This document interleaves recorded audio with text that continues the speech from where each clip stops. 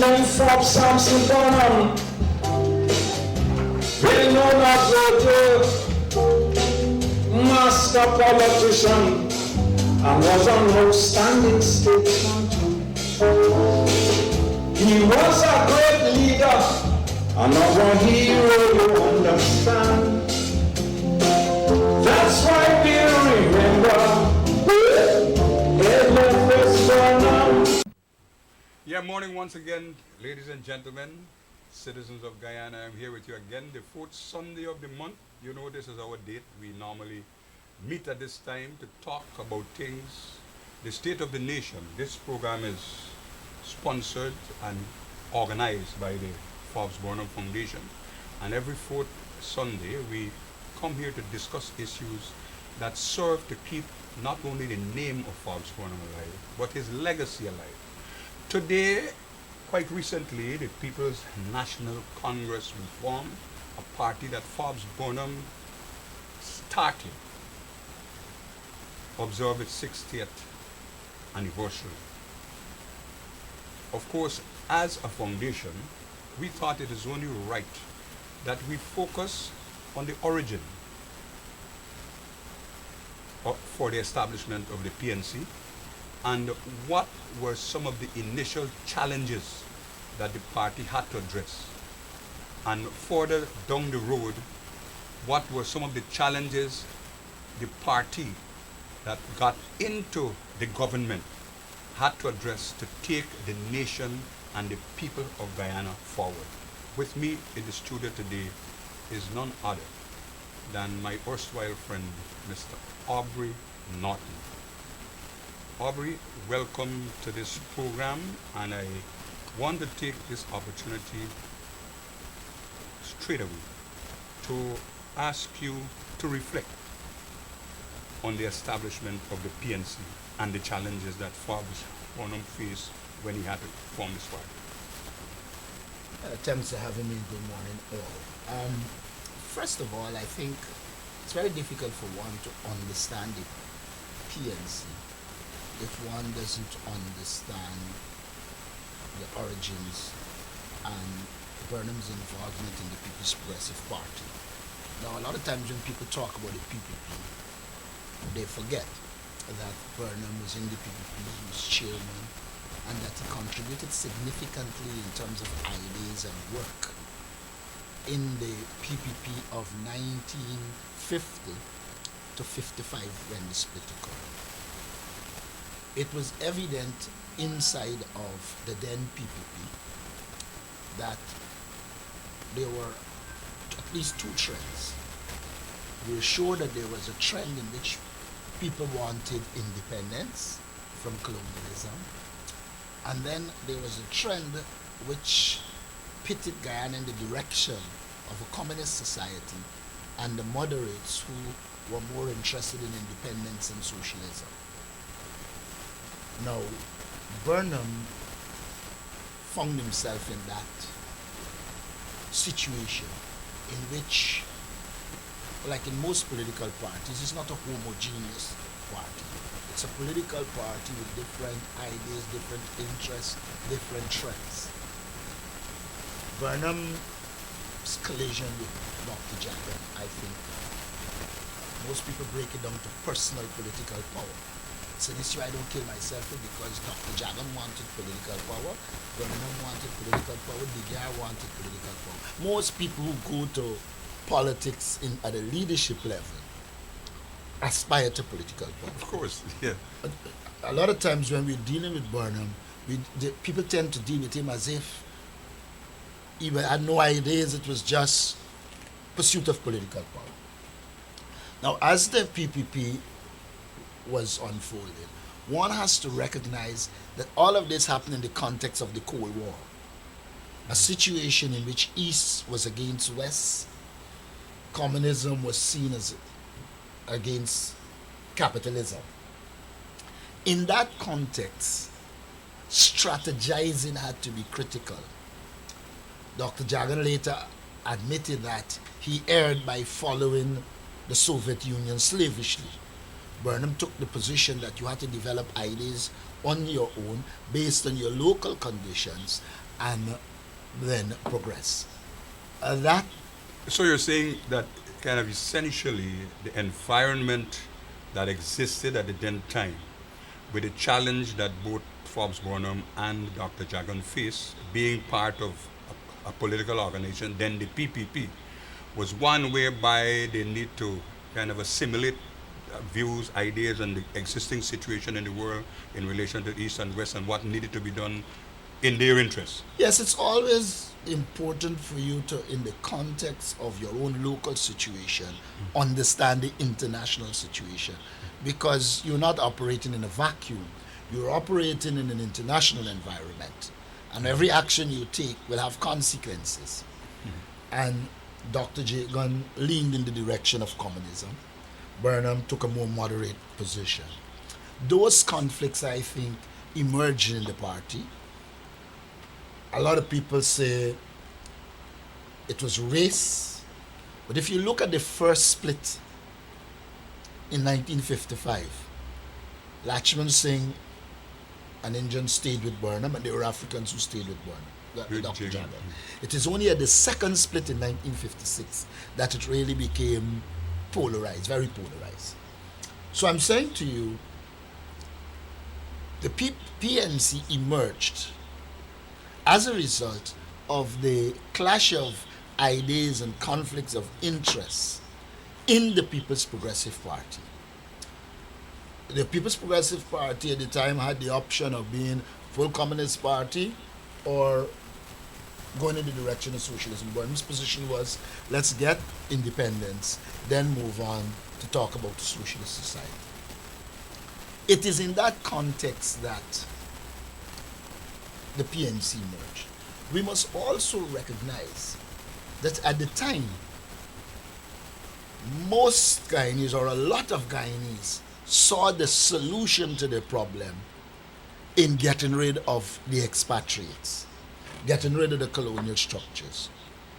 Of course, I share the view that you had to let colonialism go because it did not augur well for the development of the Guyanese people. Yeah, because that is I not, clearly... I want to make a quick point before I go. That is not to say that there weren't some positive things from colonialism that we should have kept. We have the tendency, when we are changing, to want to change everything. Guyana was no different, Burnham was no different. Yeah, you were Yeah, I was saying that as a result of these changes, which you have alluded to, Burnham being part of the PPP, he did some things you quite rightly said. I remember on this program, say, about a year ago, I had a guest here who said that in the PPP in itself, Forbes Burnham was regarded in those early years as the intellect, the person who they depended on, and in terms of kind of fashioning document, and the person even identified Burnham has been the architect of the constitution of the People's Progressive Party. Yeah. And those are some contributions that he made before he launched out and formed the PNC. Well, he didn't form the PNC right away. The 57 elections were coming, and the party operated as PPP Burnhamite. Yes. We know that most theorists contend that contesting in the 1957 election as PPP-B and PPP-G created confusion at the polls. And that and other variables led Burnham in October to name the political party the People's National Congress. And so the People's National Congress emerged as the party that was seeking to change Guyana, not necessarily in the extreme way as Dr. Jagan wanted it. Burnham placed himself in the category of a socialist. Also, we have to remember that there were capitalist forces in the society, people who believe capitalism is the solution to the problem. And you know, by 1964, Peter de Geer emerged as the kind of symbol of capitalism in this part of the world. And so, in the first phase, Burnham defined clearly where he wanted to take Guyana as a country before independence and after independence. Which was very critical because of the colonial structures Yeah. that existed at the time and the things that he needed to do. He had to make that clear. That was your first task. Burnham's first task, therefore, was to build a political party. Yeah.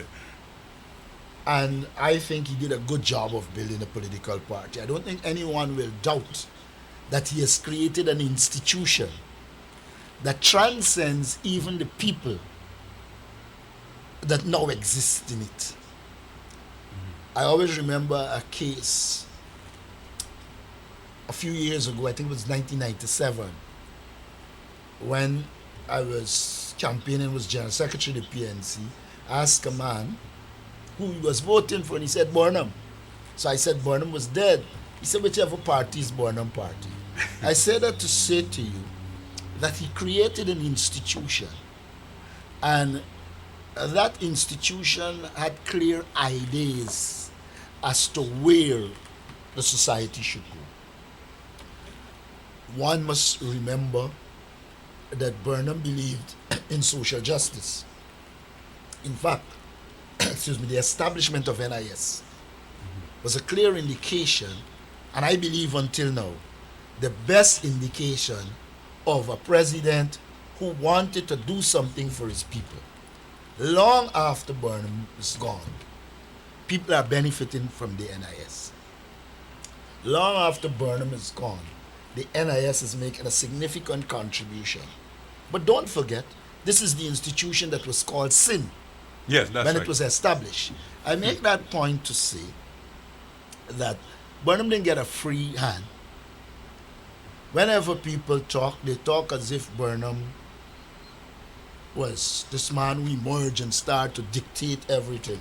They forget or refuse to remember that when Burnham came to power, he had to deal with a lot of the people the PPP trained and was involved in violence and moving very much against the system Burnham was taking. The PPP talks about all that it wants to talk, but it never ever mentions that people from inside that party established that the PPP killed Akbar Ali because Akbar Ali spoke about what they went to Cuba and did, etc. So I'm telling you again this because Burnham emerged in a context. I'm interested in hearing from you because one, you established the international context, what existed in the world at the then time, what are some of the challenges that he faced in the PPP of which he was a part. In the circumstance, it was necessary because of the state of affairs existing those days, at the colonial times, the transportation services, access to information was a problem, and it was necessary for Forbes Burnham to, in establishing his party, to spread out in the country. And I think, in my experience, I have had the cause to discover that Forbes Burnham make it a rule that he visited every area community where people lived in this country. And I think that was a very, very good thing. I am not sure other leaders since Well, that have he done. inherited a country in virtual racial strife. For him to solve many of the problems, he had to go from community to community across the country. But that apart, Burnham was a grassroots leader, whether you like it or not. Burnham would go in a community. I always remember my first view of Burnham as a little boy was him coming into the community in Christianburg and sitting down. The community center is not where it was, but sitting down in front there and talking with people and interacting. I recall Burnham across the country calling a lot of people by their first name. He had interacted so much that he knew you. So he built a party based on grassroots work. He built from the bottom up. Mhm. It is that foundation, I think, that the PNC stands on until now.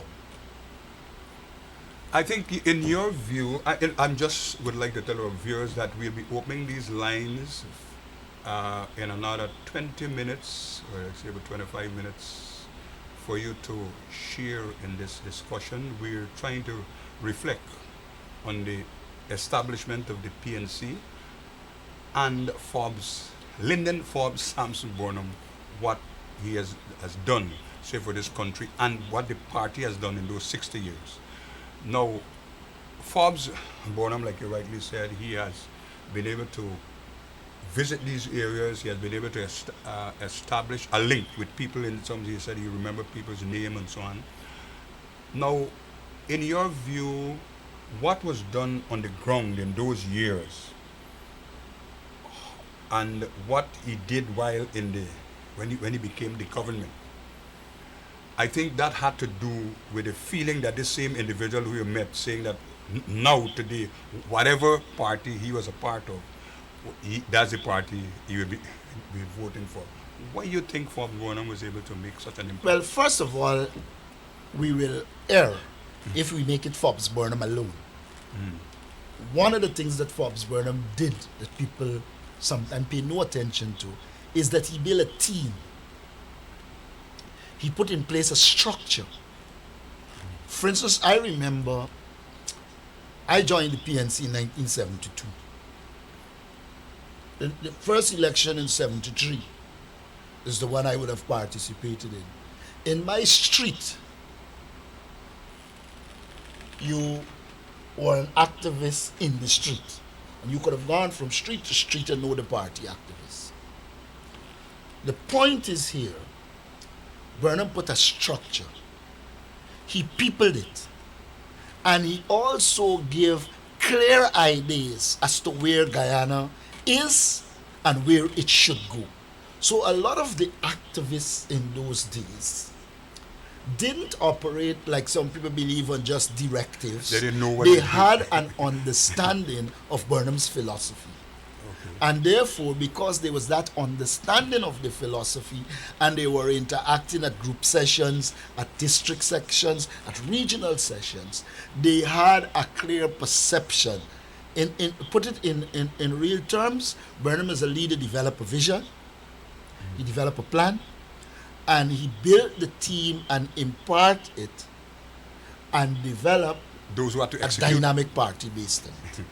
Well, of course, over the years, in fact, even during the period he was in the PPP before he formed the PNC, you had his critics. People have criticized him, have condemned him, have regaled him for a number of reasons.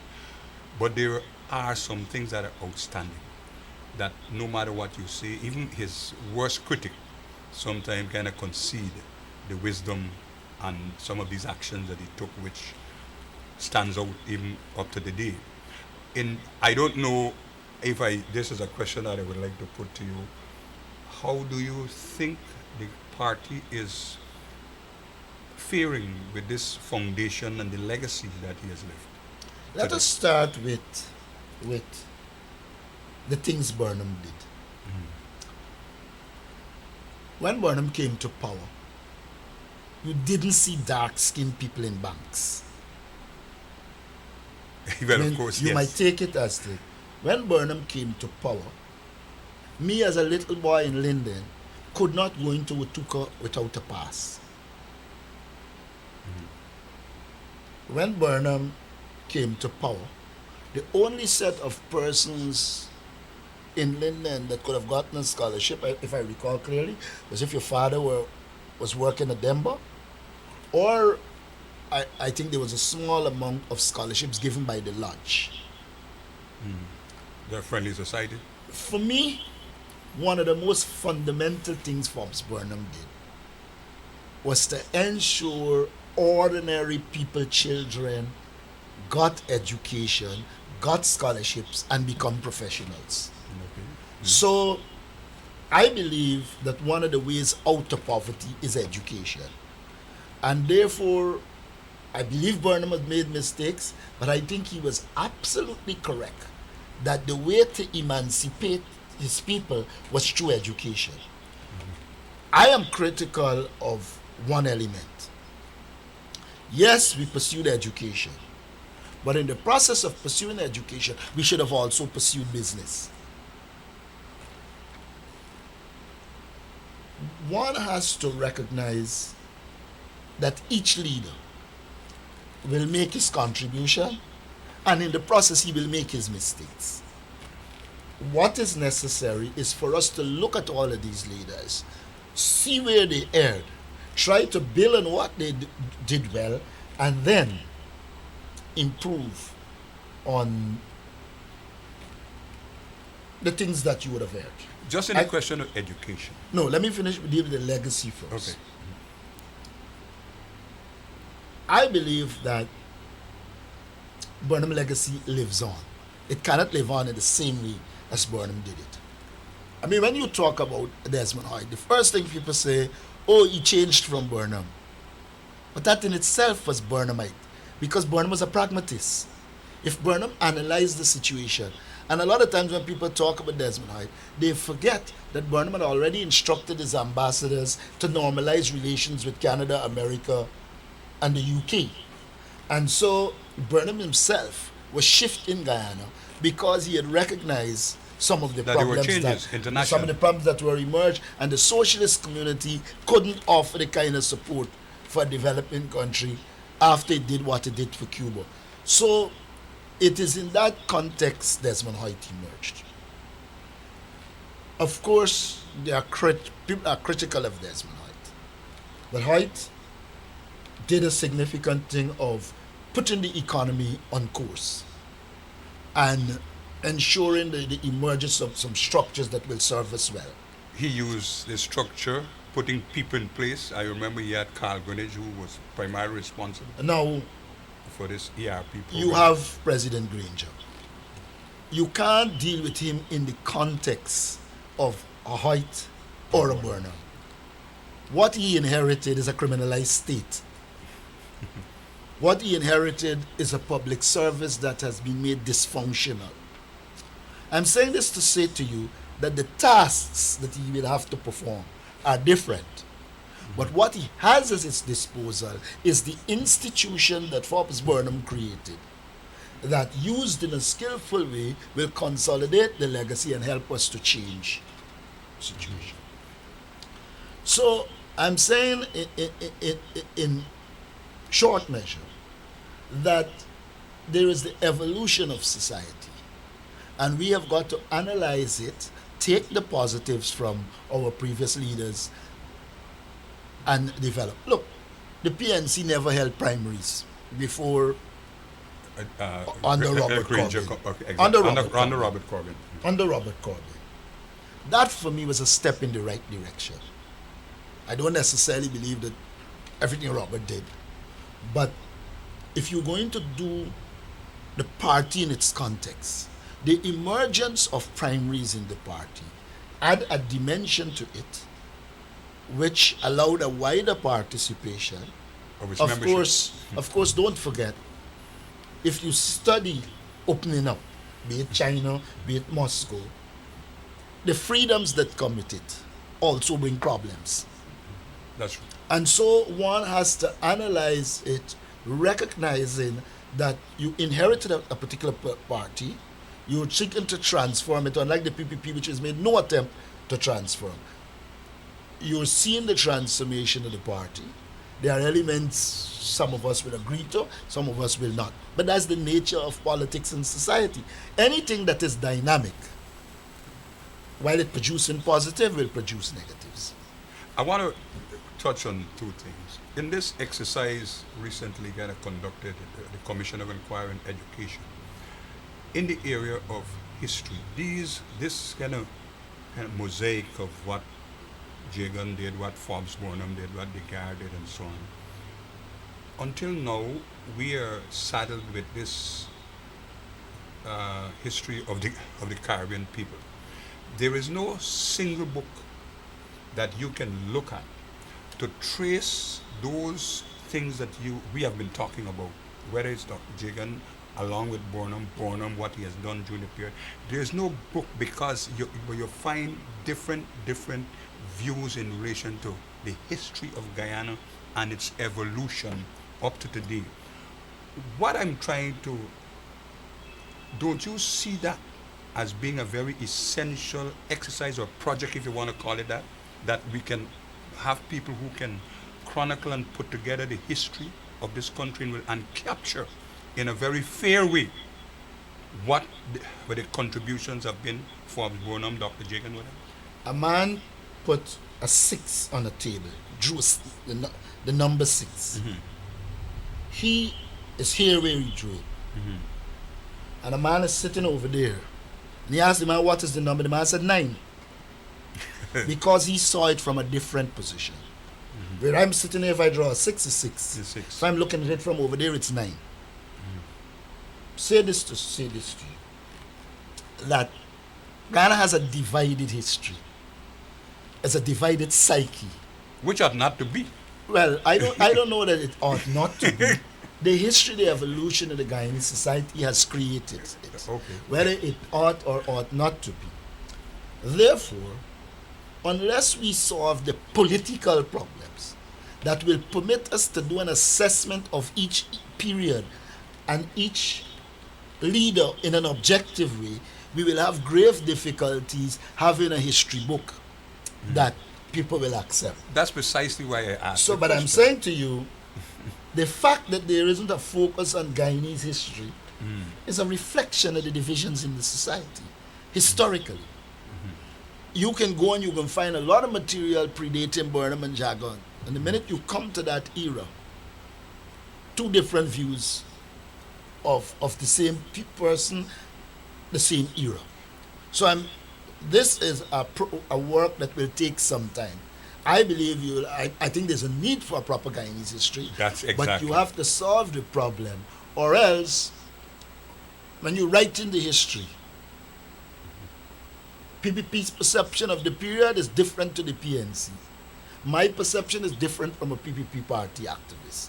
It will be very difficult to have a unified approach to the history until we can deal with that, so that we can teach Guyanese children a history of Guyana that we can all agree to. Encompasses everything that happened. We are in deep trouble. So while the commission might say Guyanese history, I deal with it from a practical standpoint. The existing conditions don't permit Okay. it. All right.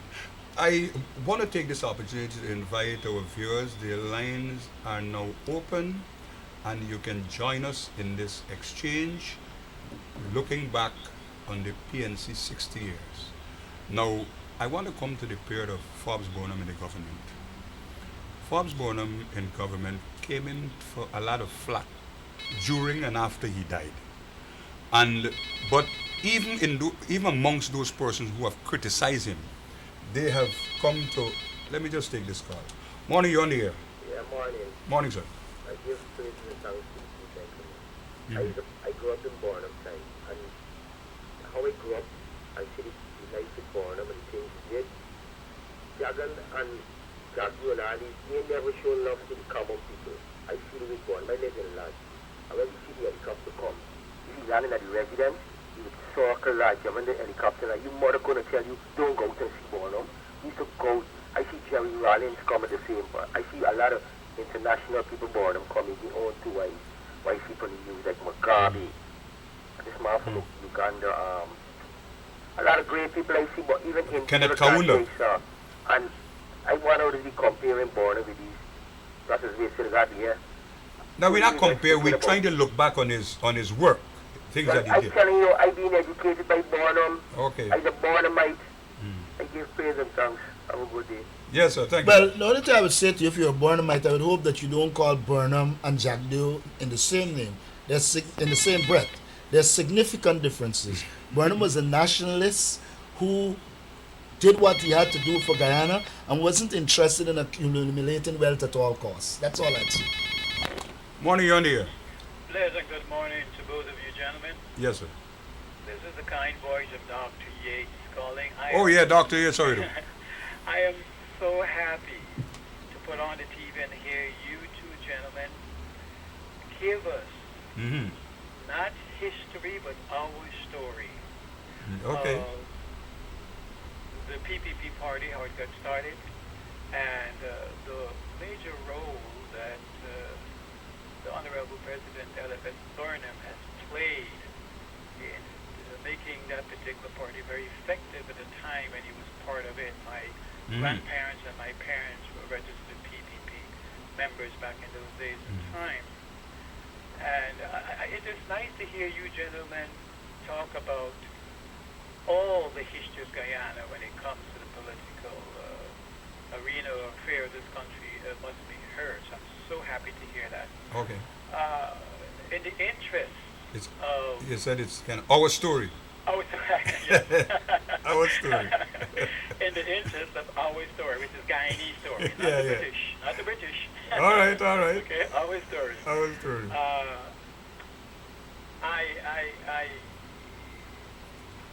I'm thinking if the Honorable Elizabeth Burnham was alive in our time presently now, how would he have really felt about the PPP and the present government, which is the PNU and AFC and all joined together,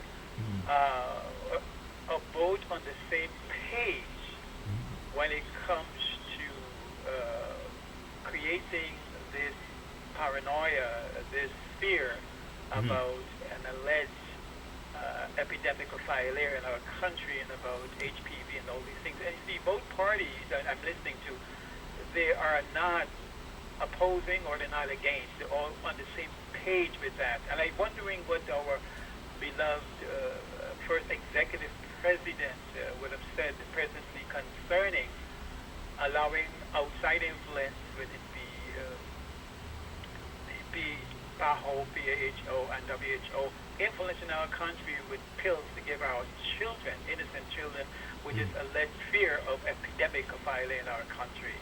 That's my main concern about how he protected us from many outside things, especially the television. Remember that? Yes. Yes.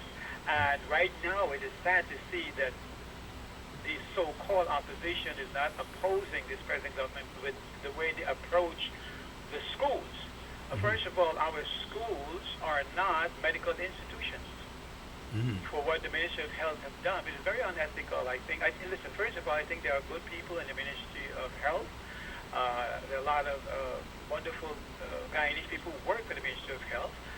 But I think we can sometimes be misled or influenced, you know. So what I'm saying is that when they use the school as a medical institute, it's not a medical institute, it's an academical educational institute, to make sure that all these little boys and girls, whether they got permission from their parents or not, to be given pills for alleged filaria, because they never did test these children's blood to see whether or not they've been infected. And they've never actually even find out the different types of blood types these children have. You don't give one medication to everyone the same blood type, a different blood type, sorry. And that's what is perturbed me when I see how LFS Burnham was so vigilant to protect this nation and protect all Guyanese. All right, Dr. Yates. Thank you so much, Jonathan, for giving Yes, the opportunity. thanks for And coming I through. I let really Aubrey. hope indeed that the parents be more vigilant, like our beloved LFS Burnham, and also even Chetty Jagan was vigilant at the time. Both of them were in the same party about this nation because they knew who the enemy was. It wasn't Guyanese. Okay. It was about outside influence. Thank you so much. Well, I agree with you in some regard and disagree with you in some. I do believe that in dealing with international organizations, we should do assessments to ensure that what is going to happen is properly done.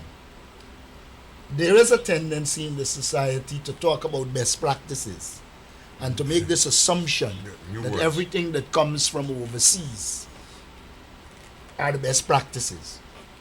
There I agree with you. We should not automatically accept so-called best practices.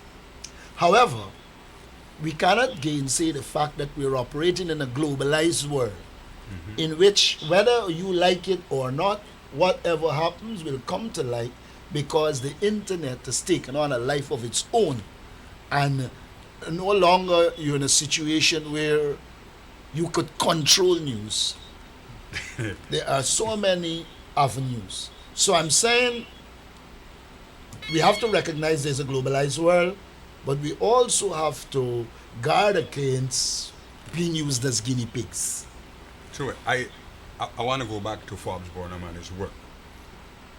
Burnham took over, you said the country was in a bad shape, economically, socially, educationally, and otherwise. Now, he introduced programs, put in place structures, established institutions, and so on to advance the development of the country. But these efforts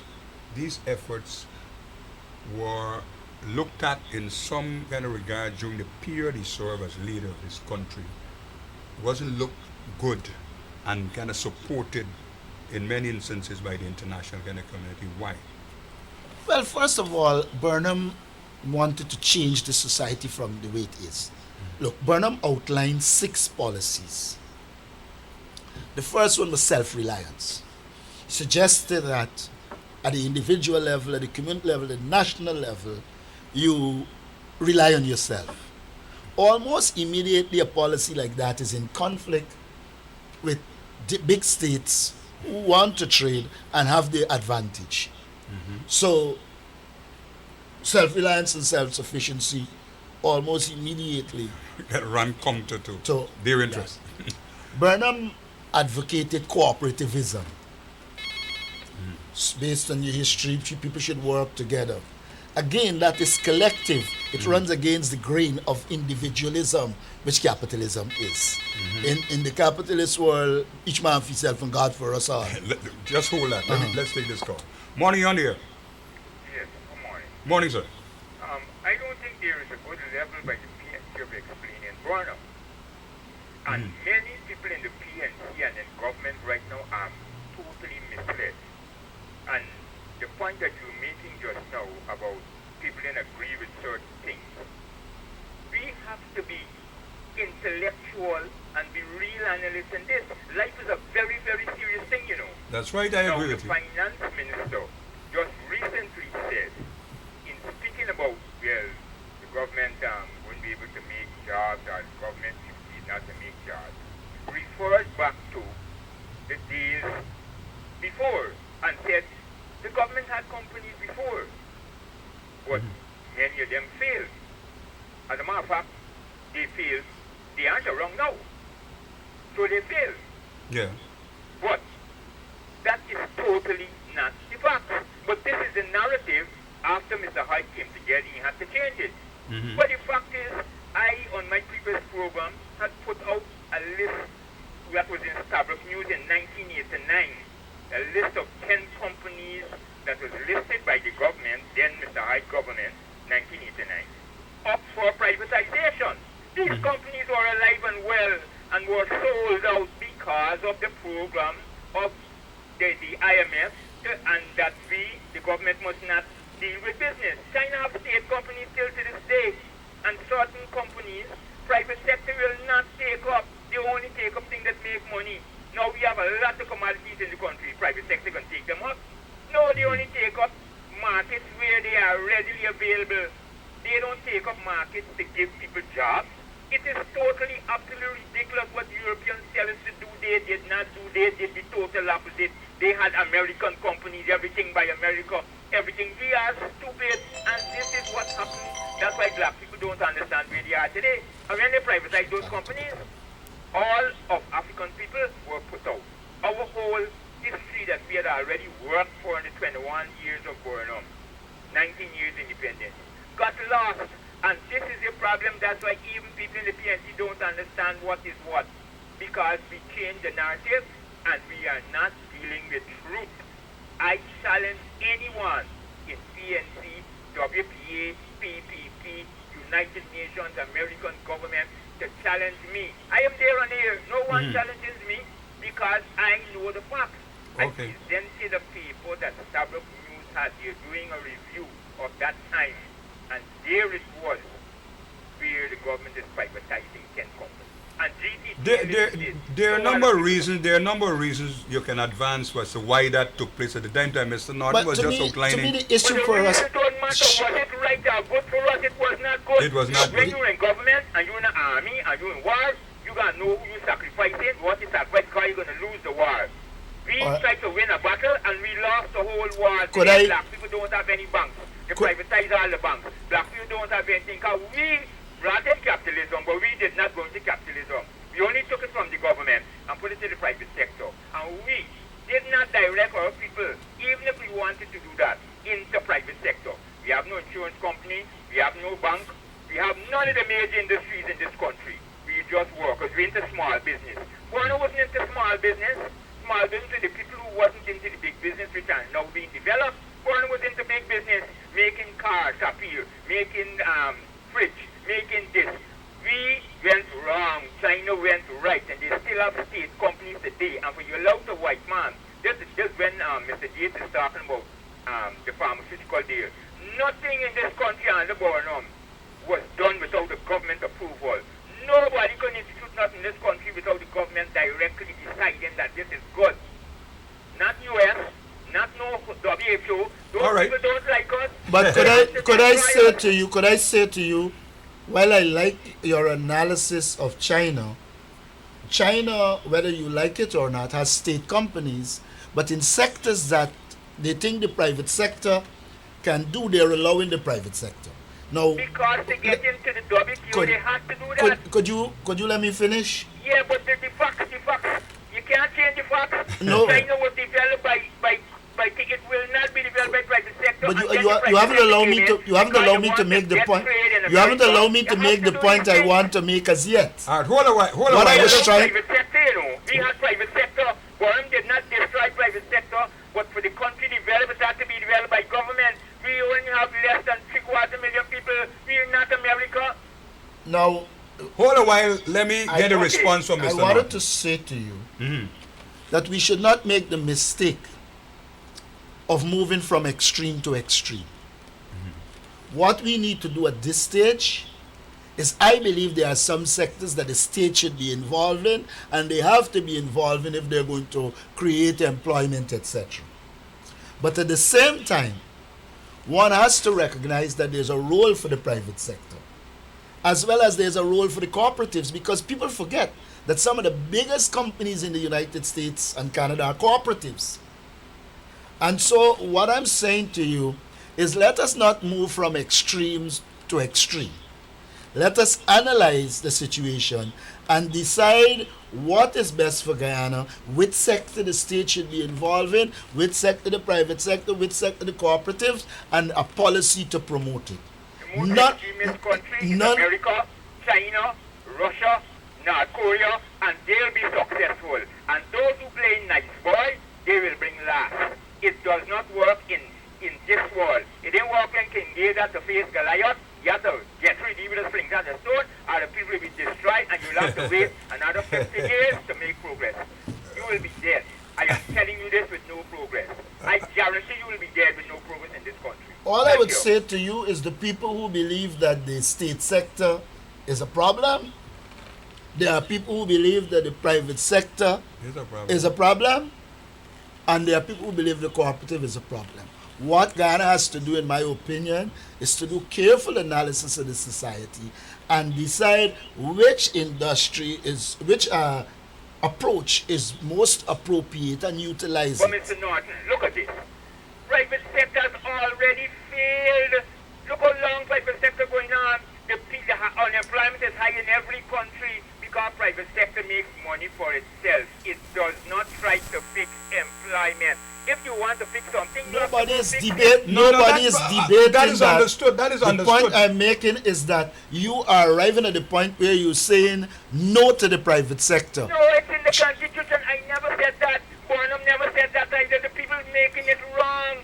No, we never said that. All I'm suggesting to you is that there are areas of the private sector will be useful. There are areas that the state would be useful. There are areas that cooperatives would be useful. And I believe that we need to do the analysis and come out clearly as to where and what kind of businesses we will promote. Cops fail. All right. Cops are made to fail, you know. Cops are private All right. sector. I get your Cops are drift. private sector. My friend, I got your drift. Thank you. All right, and I will ask Mr. Norton to kind of comment, and let's go back to the discussion we were having. Yes, Aubrey, we were at a point where you were saying that what kind of farms Bonham did. I was saying that he experience these challenges from international organizations around the world as a result of the path he pursued. Why were these things happening when he had developed amongst his people a very clear idea as to how he wanted to see his country kind of transformed? Because even though he did very well among its people, one, the society was divided. And when he said did it among its people, it would have been like a support base and well wishers. You always had your opposition who, regardless of if it made sense, didn't matter. In fact, the only areas of cooperation was when you agreed with the Soviet Union, etc. So there was that problem. Then Burnham pursued non-alignment. That's it. Hold that one. Let's take this call. Morning, you're on here. Morning, sir. Could you raise Could your you voice? raise your voice a little Yeah, louder? I'll say good morning to you and Norton. Mr. Norton, the YSM1.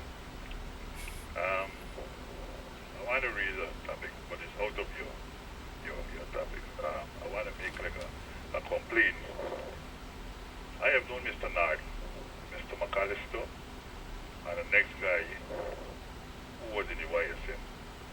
I was in a group in Region 4 in Georgetown years ago in 1984.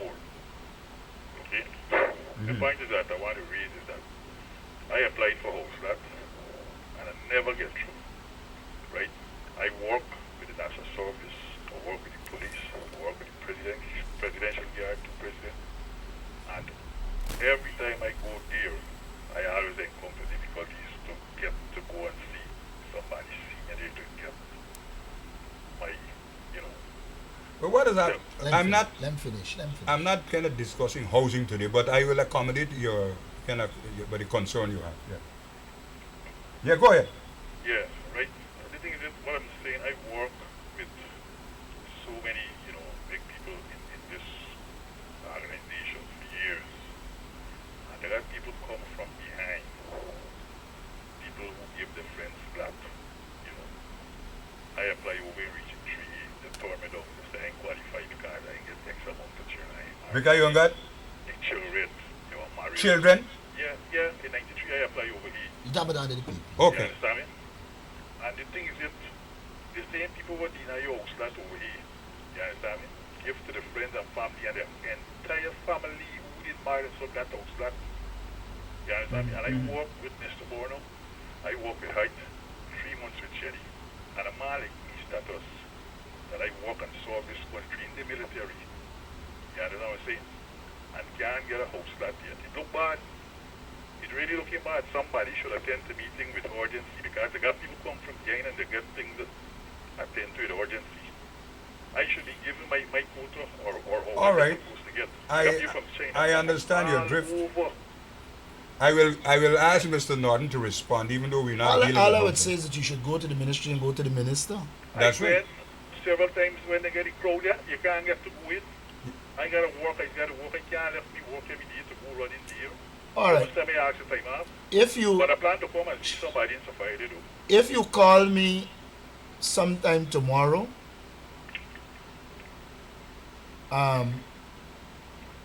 I will try and guide you in a direction. What number could get you? Use 231 Yeah. 30. What I'm saying, 231 3084. 3080. 84. Okay, Mr. Mark. Okay, thanks for calling, right? Right, good, okay. Okay, man. I'm listening to the program. All right, good. Okay. Yes, I'll be back. You're Yeah, saying I was the saying, non-aligned movement. And then, and amidst the Cold War, the East wanted you to support the East, the West wanted you to support the West. Burnham joined the non-aligned movement, which almost immediately he said, I will deal with every issue on the facts and then make a decision. That in itself put you one time against the East, one time against the West. So you have that problem. Then Burnham, I want you to hold. Morning, you're on the air. Morning, sir. I'm interested in the topic you were talking about. However, I caught the program late. could you raise your voice? Yes, Yeah, I caught the program late. I'm interested in the program you have going. the program that the topic I'm looking at is the 60 years of the PNC, Fort Burnham formed the PNC 60 years ago. They just observed their anniversary, and the foundation, which is not part of the party, we are a non-governmental, but we just put ourselves together to make sure to keep the dream and the legacy of Fort Burnham alive. So we're looking at 6 years, what he had to do, what he did during the period. He formed the PNC, what happened early up front, what happened during the time he came into government, and things like that. That is the topic we're addressing. I wouldn't able to say because I'm a 1987 born, but I heard a lot about Burnham's contribution man of the century. But a lot of things that is bothering me, and I have a few points something I could bring but not elaborate on, is that first of all, I think Burnham thought of self-sustained. Self-sustained. Self-sufficiency. Sufficiency, yes, sorry. And self-esteem. Yeah, and I think that's the point where we should end up at. Now we have the APNU, which is a major part, which is the PNC. And what I'm looking at, we should try not to fight each other because the way the country is going, I could say sadly poor. Because we have a tough war. They put PNC back in power, they're looking at what the PPP doing, and they're just adjusting themselves to that. They put PPP back in power, it's the same thing. And I think we should go neutral, stop looking at the parties and look at the country, benefiting the people. Because for one, the advisors, I don't know few of the advisors for the government, but there's many ways with this country could move forward. I mean, they say the country doesn't have money, but still yet you're hearing how much billions is put aside for this. First of all, we need to raise the labor for salary. I think if they will put it to even 100,000 for household, because you know the standard of living is very high in Guyana. You can't even live off a salary for rent or pay as much as you send insurance. And I think the resolve with everybody, the public servants having 100,000 and you remain the tax. Because the more the big issue, the more people get is the more they spend. And our tax could bring back an income back in our country. The other thing is, I think they need to move to regionalizing states, whereas the traffic congestion in the town is very high. I think they should come together, sit down, and get one big major compound and you utilize that to include ministries and other major places that these people that's coming from over the river, let them all around Guyana come into town to do business. I think if they centralize a central unit in each region, that would ease the congestion in our country and as well help promote more in your own region. Okay. Right? And other than that, I have some odd idea whereas our country could move forward easily by we're not getting an opportunity because, I mean, to make a point with the president is very hard. But a person would like to hear the concern or contribute to their country. They should use these same telephone company like how we have the American Idol. And when they come up with ideas and what they want to do for the country, they could enlighten it and you have what ABC and attach across it so that like each person get a contribution towards that. And that money now that's because they be the $100 tax. I think I would, to me, here I would pay $100 to vote on something that I know that I contribute on. And that in return, that money could enlighten you, put it in the region and the amount of money that you earn from that vote because you put forward 4 things that you want to do for the country, major objectives that you want to do for the country, and then you get the input of the whole country. I take your point. I think the right now, as far as I know, but the government is trying to make the regions self-sufficient in a number of areas and services. So your ideas seem to fit into that as well. Yeah. And I'm sure that this program, which is kind of public, people will be hearing exactly what you're saying, and I'm sure some of the ministers and ministries and officers operating these agencies, and Mr. Norton is one of the government advisors on youth affairs and so on. He's hearing what you're saying. I'm sure he's going to take that on board, Avery. Thank you. I have listened, but all I would say is something that Obama said. Everybody has a solution to the problems, but still, we don't solve them. All right, this is going to be our last call. I want to. Morning, you're here. Yes, good morning. Thank you for mentioning your guest position or occupation. I had no idea I was talking to my fellow villageman. Oh, then Mr. Yates again. Yes, Dr. Yates. Mr. Aubrey Norton, are you from Pleasant or Pleasant? I'm from Linden, but I live in Pleasant. Oh, you're from Linden, but you live in Pleasant? Yeah. Yeah, because a lot of people were telling me that you're the same village that I grew up in. And I would say to myself, I got to meet this gentleman. As a matter of fact, let me on public television thank you so much for giving me the opportunity to be talking to some youth in what I think it was Madoini, right? The Madoini camp to encourage them to look at math without the fear and the apprehension. Thank you so much, sir. You were the one that authorized me to do workshops. Say thank you, and keep up the good work, sir. All right, Dr. Yates. Aubrey, we only have a minute, but I wanted to kind of comment on the point that you were making earlier. We couldn't finish everything. We can't do everything in this hour. But the president made an interesting statement when he gave the address to the private sector forum recently at the Marriott. He said that the private sector is raising its voice in relation to but the government not doing this and that and so on. But he said that many countries from around the world are coming in and seeing opportunities because of the environment that has been created by the government for people to invest and do. And the private sector, local private sector people not doing anything. And Again, in relation to what this man said, I just thought I should all really I raise would that. say to you, when you say private sector in Ghana, sometimes I don't know what you mean. Well, I think that Carl said that the people engage in kind of retail work. The traditional private sector that is involved in legal business, etc., I could understand. The private sector that emerged in the last 20-something years that is based on illegality, that's a reality. One has to be very, very careful. I mean, I was listening to some people crying out saying, and one business came and said, look, we don't get problems, we do business legally.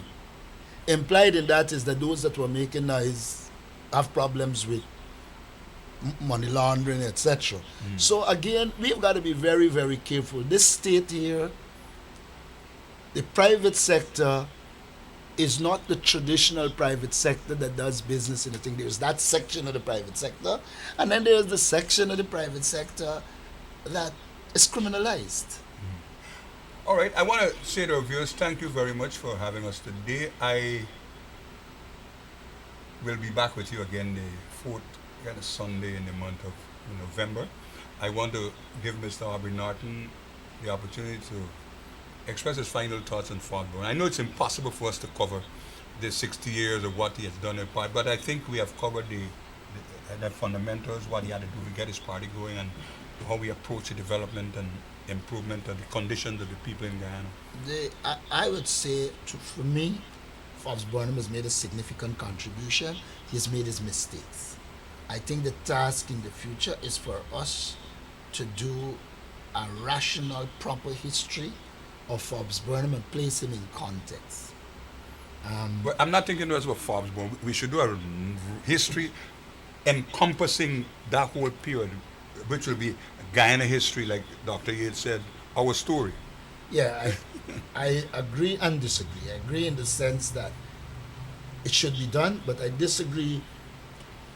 When you say our own history, it could have all connotations. Guyanese history. You need a proper history in which you objectively analyze the information and provide it. Remembering that it is being done in a divided society. For instance, some people say Burnham was a dictator, but Chedi was a Democrat, which is ignorance in my opinion.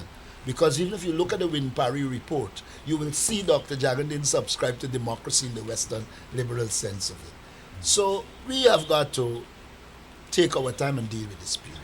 All right. Once again, I want to thank our viewers. Once again, I want to say thank you, Mr. Norton, for being on this program today. And I'll be with you again the fourth Sunday in the month of November. I'm Clayton Nice saying goodbye for now.